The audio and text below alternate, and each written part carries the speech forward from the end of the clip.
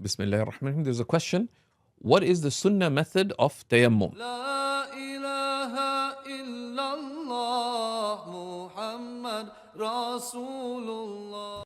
So Tayammum is performed when one either does not have water or is unable to use water, with the excuses mentioned in fiqh. And our courses on Seeker's Guidance explain the excuses that permit tayammum, but the summary of them is that فَإِن لَمْ تَجِدُوا مَاءً فَتَيَمَّمُوا.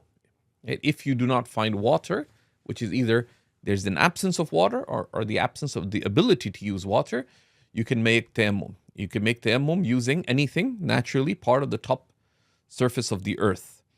So it would be sand or soil or dust or stone, even if it is without dust.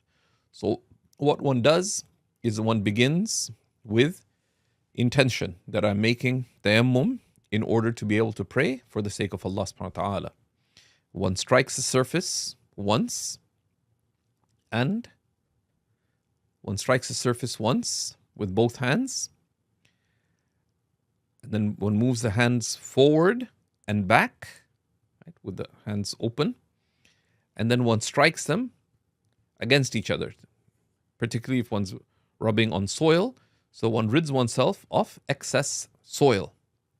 After that, one wipes one's entire face, right?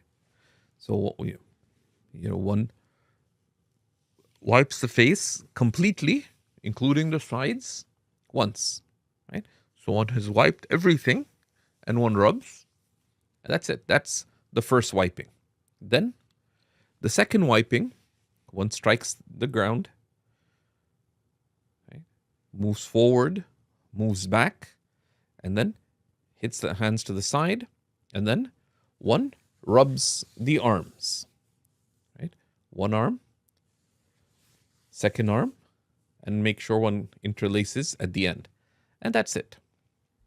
When one begins, of course, one says Bismillah ar-Rahman ar-Rahim, and one can make the dua after wudu, after the tayammum as well. It's good to do so. But that's all there is to it. There are some more details that some suggest that use 4 fingers to wipe the top of one's arms and the inside palm to wipe the the inside of one's arm, and then one uses one's thumb to wipe on top of the thumb. But technically one could just grab the arm and rub, and one interlaces at the end, and that's it. If one does that, in the absence of water, one is in a state of ritual purity. And then once one has wudu, once one has tayammum, as long as the excuse remains and nothing happens to invalidate wudu or that negates one's tayammum, one can pray as many fard prayers and sunnah prayers and everything during that time. And you can see the details in any of our courses related to the fiqh of worship. And I'd encourage you that if these kinds of questions, the light of clarity is by studying knowledge in a clear, structured manner. It doesn't take much to gain clarity and therefore confidence and therefore resolve in one's deen. Right? The Prophet ﷺ said, whomever Allah wishes well for, He grants deep knowledge of the religion. And that happens by just making a commitment to study. And if you haven't studied before, I would encourage you to just start with the Seekers Islamic Studies curriculum. Begin at level 1. Go 1 course at a time. If you can do 2 courses at a time, but do them well.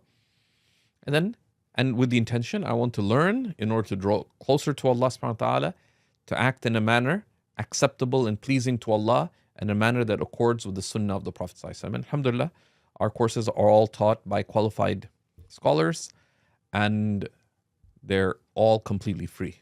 So there's no real excuse not to study. Walhamdulillah. La ilaha illallah محمد رسول الله